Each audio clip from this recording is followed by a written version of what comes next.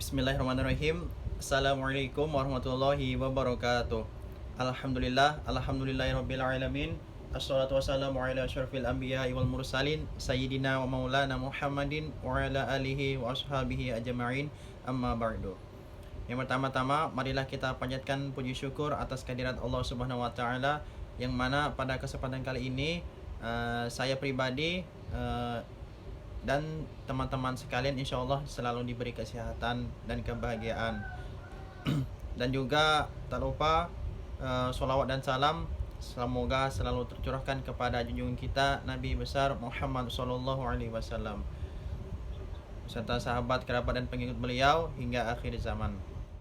Oke, pada kesempatan kali ini kita agak berbeda karena saya rasa kalau kita lakukan secara Zoom bisa menguras paket data ya, dan juga teman-teman sekalian juga biasanya ada yang tinggal di pedalaman, mungkin tinggal di kota tapi jaringannya agak susah, jadi susah masuk Zoom, sering gangguan. Makanya saya alternatifkan metode pembelajaran kita hari ini lewat YouTube aja.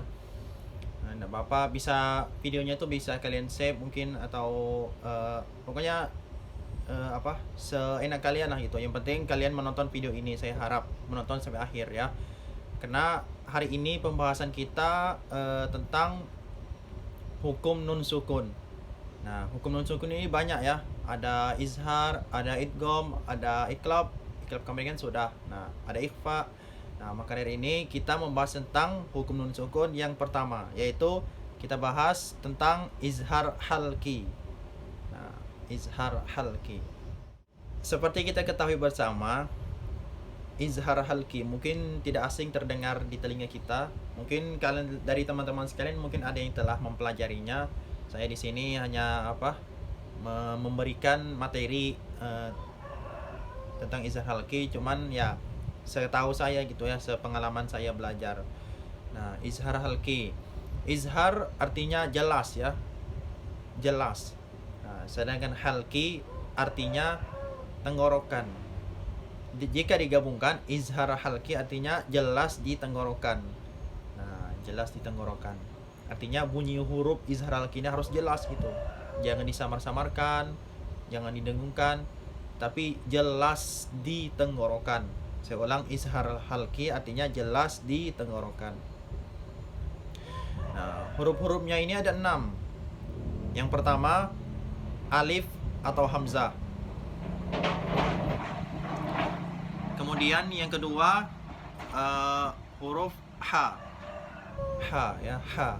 Kemudian kho, kemudian ain, kemudian ghain atau gho, kemudian ha. Nah, ada 6 ya. Saya ulang, yang pertama alif atau hamzah, yang kedua ha, yang ketiga kho, yang keempat ain, yang kelima ghain, dan yang keenam ha ya, ha besar. Nah, 6 huruf itu perlu diingat oleh kalian ya, perlu diingat. Jadi yang kita bahas hari ini itu tentang izhar halki, artinya hukum nun sukun. Hukum nun sukun yang jelas di tenggorokan. Nah, dia ini tidak dengung ya.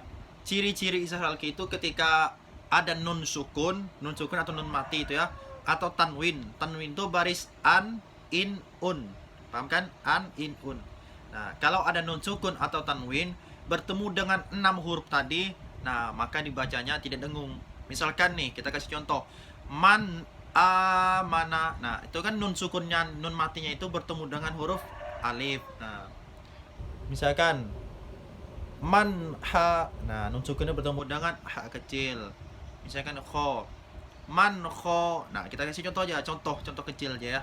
Man kho. Nah, nun sukun atau nun mati itu bertemu dengan kho. Itu tidak dibaca man amana, tidak. Tetapi satu kali ketukan aja. Man amana, man kho, man ha, man a, man gho, man ha. Nah, gitu ya. Saya kasih contoh kecil aja seperti itu.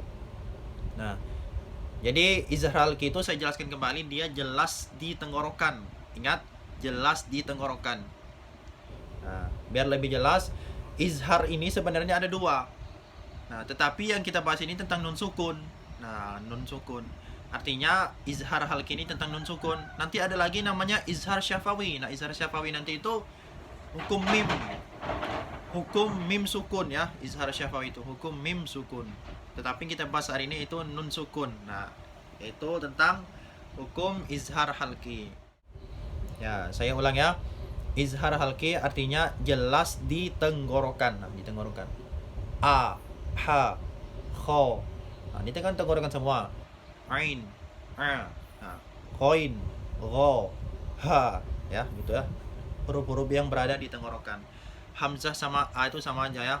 Kalau kalian melihat man a itu mana itu huruf alif, ya itu sama aja, tetap izhar halki. Ataupun misalkan man a cuman barisnya hurufnya itu hamzah yang kayak petir itu, tetap aja izhar halki, sama-sama dibaca a.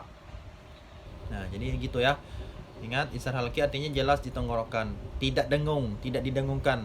Jangan dibaca man a mana, jangan. Tapi man a mana. Nah, begitu ya. Nah, ingat, tidak didengungkan. Nah, saya rasa materi izhar halki cukup sampai di sini saja. Mungkin itu materi yang sangat sedikit aja izhar halki ya, karena gampang aja. Pokoknya kalau kalian ketemu nun sukun atau tanwin, huruf baris an in un itu bertemu dengan 6 huruf tadi yang saya sebut. Nah, itu namanya izhar halki ya. Nah, saya rasa cukup sampai di sini. Ingat, tugas untuk kalian setelah menonton video ini, kalian klik hadir, ketik hadir di komentar, di kolom komentar YouTube saya ini.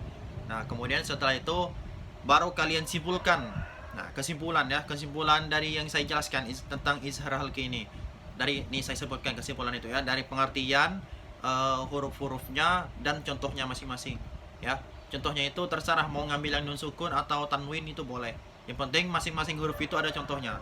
Ya, saya harap kalian menonton sampai akhir.